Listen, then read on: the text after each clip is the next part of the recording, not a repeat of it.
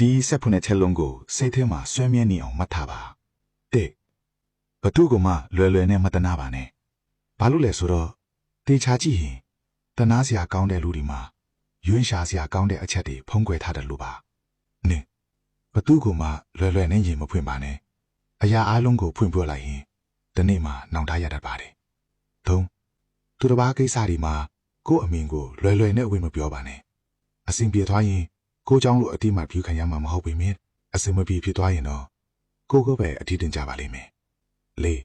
တငယ်ချင်းအရင်ခောက်နဲ့စီးပွားဖယ်မလုပ်ပါနဲ့။တငယ်ချင်းဆိုတာအလို့အတူတူတွယ်လို့ဖို့ငွေကြီးဆက်သူလို့ဖို့မဟုတ်ပါဘူး။ငွေကြီးကိစ္စဝင်လာရင်လမ်းခွေရတတ်ပါတယ်။ငါအများအကျိုးအထွတ်ဆိုပြီးရှေ့ကနေထိတ်တိုက်မရင်ဆိုင်ပါနဲ့။နောက်ဆုံးမှာကိုပဲပင်ပန်းဒီဘာမှဖြစ်ထွန်းလာမှာမဟုတ်ပါဘူး။6ဘသူနဲ့မဆိုအရန်ကြီးရင်းနှီးအောင်မလုပ်ပါနဲ့အချိန်ကြာလာရင်ကိုကိုအထီးခိုက်ဆုံးအရာတွေကကိုနဲ့ရင်းနှီးတဲ့သူတွေစီကပဲလာတာကိုတွေ့ရပါလိမ့်မယ်ခွန်ကိုကြောဘူတာနဲ့ထိုးခဲ့ဘူးတဲ့သူဟာဆွေမျိုးပဲဖြစ်ဖြစ်သူငယ်ချင်းပဲဖြစ်ဖြစ်အရင်လိုပြန်ဖြစ်ဖို့မလွယ်တော့ပါဘူးကိုလှည့်စားခဲ့ဘူးတဲ့သူကိုအဝေးမှာပဲထားပါဘာလို့လဲဆိုတော့အခွင့်ရေးရခြင်းနောက်တစ်ချိန်ထပ်လုပ်အောင်မှမလို့ပါရှစ်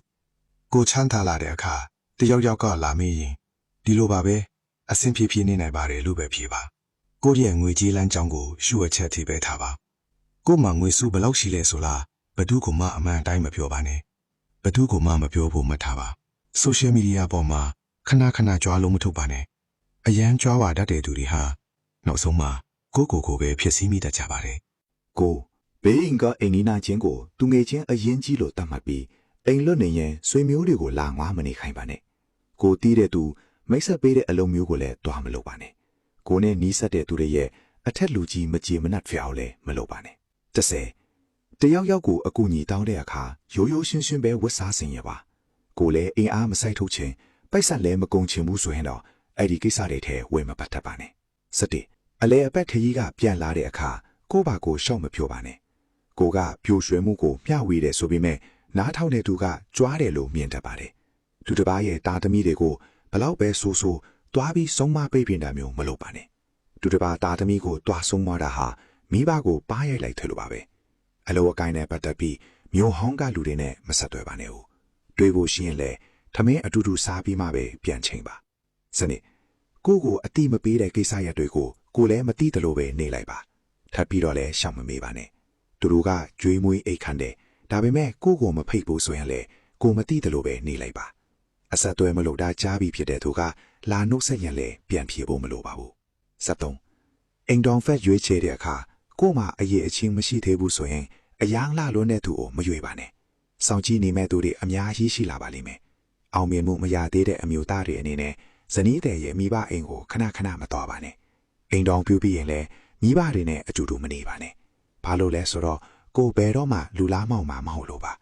မိသားစုရဲ့အဓိကမောင်းတဲ့အားကစီးပွားရေးဖြစ်ပြီးစိတ်ခံစားချက်မဟုတ်ပါဘူး14စကားနဲ့ဖြောပါစကားနဲ့ရင်အမာနဲ့ပါနိုင်သူတစ်ပါးကိုချီးကျူးပါဘယ်သူကမှနှိမ်မပြောပါနဲ့စကားကိုညင်ညင်တာတာပြောနိုင်ရင်ခက်ထန်မပြောပါနဲ့စကားကောင်းပြောဆိုတတ်ခြင်းဟာယဉ်ကျေးမှုတင်မကပဲပညာရှိခြင်းလည်းဖြစ်ပါနဲ့15၃ယောက်ထပ်ပို့တဲ့သမင်းဝိုင်းတွေမှာကိုယ့်ရဲ့အကိုရေးကိုတာကိစ္စတွေကိုမပြောပါနဲ့လူ6ယောက်ထပ်ပို့တဲ့ပွဲလမ်းတပင်တွေမှာအစိုးအချောင်းတွေကိုဝိုင်းထဲမှာမပြောပါနဲ့